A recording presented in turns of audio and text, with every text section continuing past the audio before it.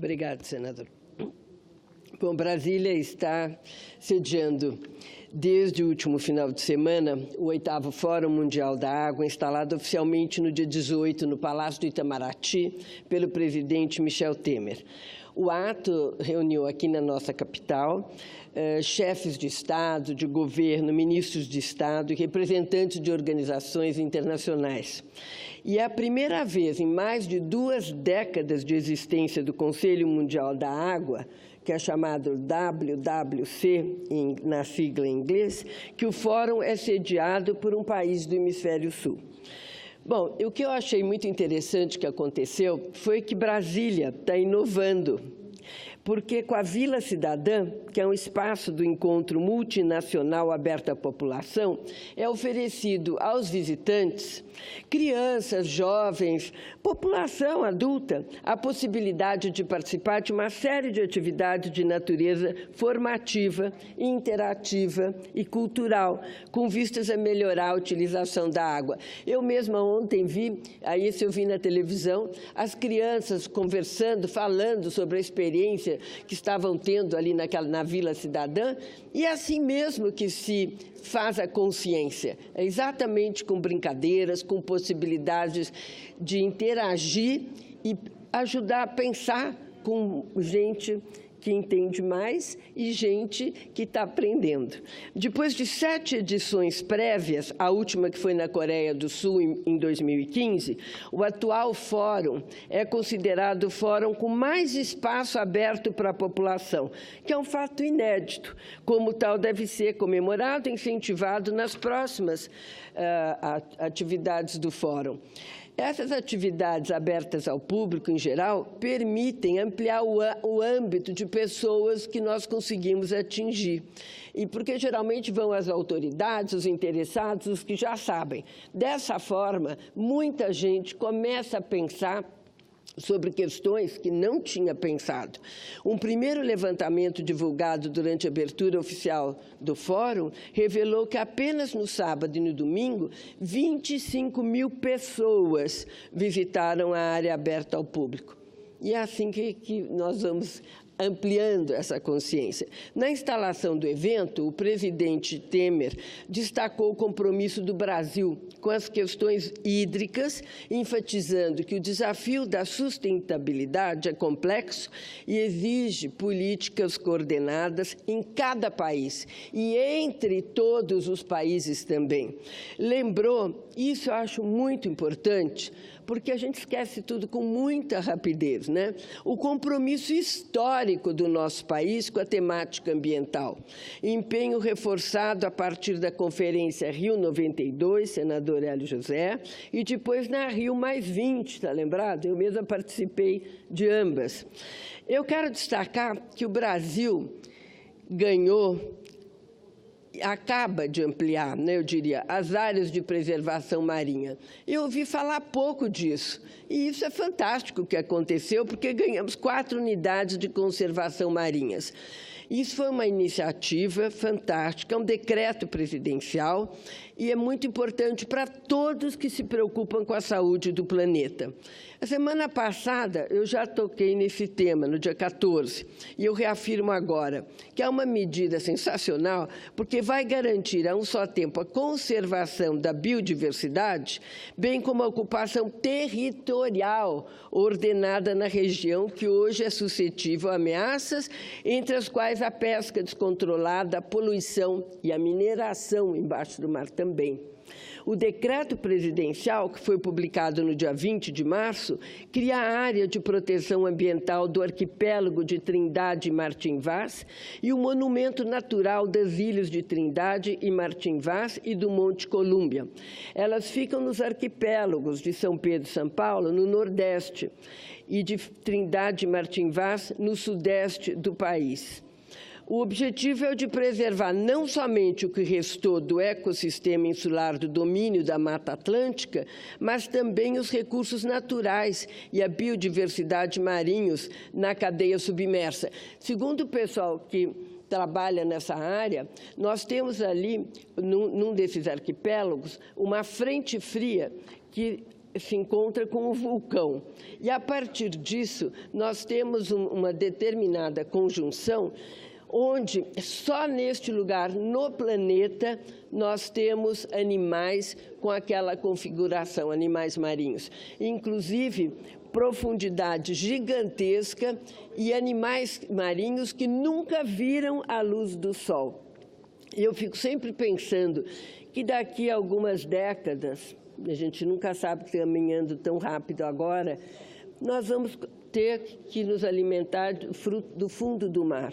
E os países que estão fazendo essa preservação são países que estão antenados em relação a isso e a essa preservação, né? A criação dessas unidades de conservação não altera o domínio e nem a extensão do território do arquipélago de Trindade e Martim Vaz, e nem interfere na organização e na execução do programa de pesquisas científicas que hoje já ocorrem na região. Caberá ao Instituto Chico Mendes de Conservação da Biodiversidade, o ICMBio, e a Marinha Brasileira, a administração compartilhada. Com a implantação das novas unidades de conservação, o Brasil vai avançar 1,5% de áreas marinhas atualmente protegidas. Quer dizer, hoje nós só temos só isso. E sabe quanto que vai avançar? 25% de área protegida. É alguma coisa excepcional. Com esse novo percentual, nós vamos ultrapassar, bem antes de 2020, a meta de 17%, fixada em Aiki, no Japão, dentro do Plano Estratégico de Biodiversidade para o período de 2011 e 2020. O que significa isso? Significa que esses arquipélagos, que hoje, muitas vezes, tem pesca que não pode ter, que não tem nada vigiado, eles vão passar a ser protegidos pelo Instituto Chico Mendes e pela Marinha. E vai ter uma preservação de todos esses animais, né? E isso era para a gente ter bem depois, mas o presidente Temer está antecipando, e esse decreto hoje realmente é algo muito importante.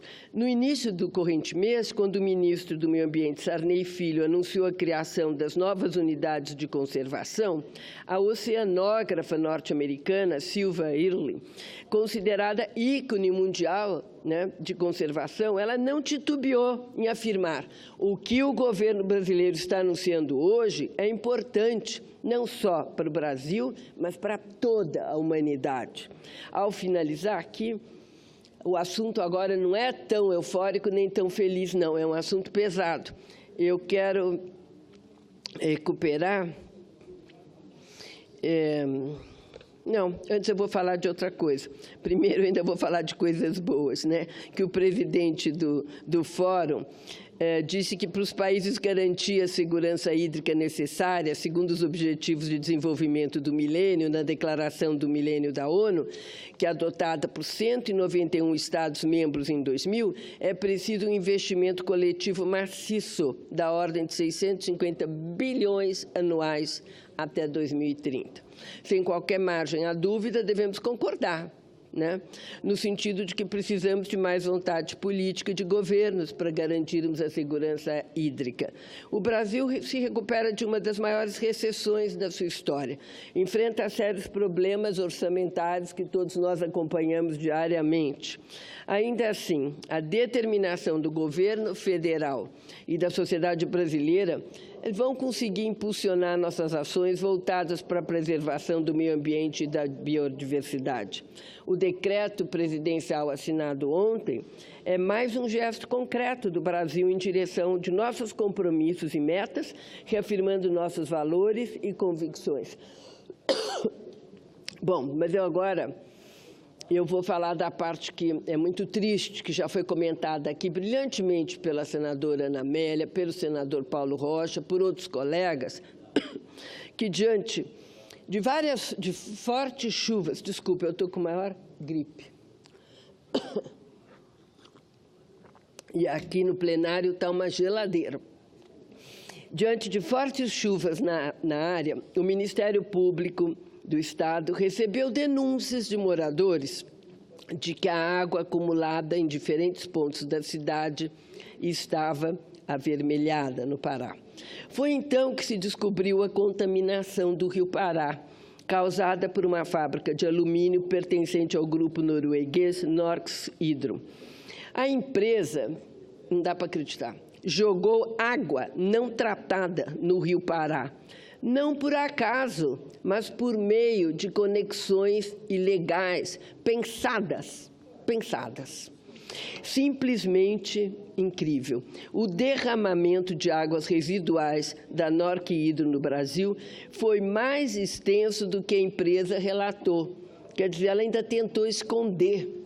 É inacreditável o que ocorreu, principalmente no momento em que nós nos reunimos com os maiores apoiadores da preservação da água no planeta, nós tenhamos um país que se coloca, é a Noruega, né? Que se coloca como baluarte do meio ambiente, fazendo esse papelão. Eu gostaria, acho que todos nós gostaríamos, brasileiros, de ouvir como a ministra norueguesa, que chamou a atenção do Brasil pela questão do desmatamento há pouco tempo, vai se pronunciar oficialmente sobre a estatal que vem aqui ao nosso país e se porta em desacordo com as regras do seu próprio país e destrói nossa água e adoece o nosso povo. É isso, senhor presidente.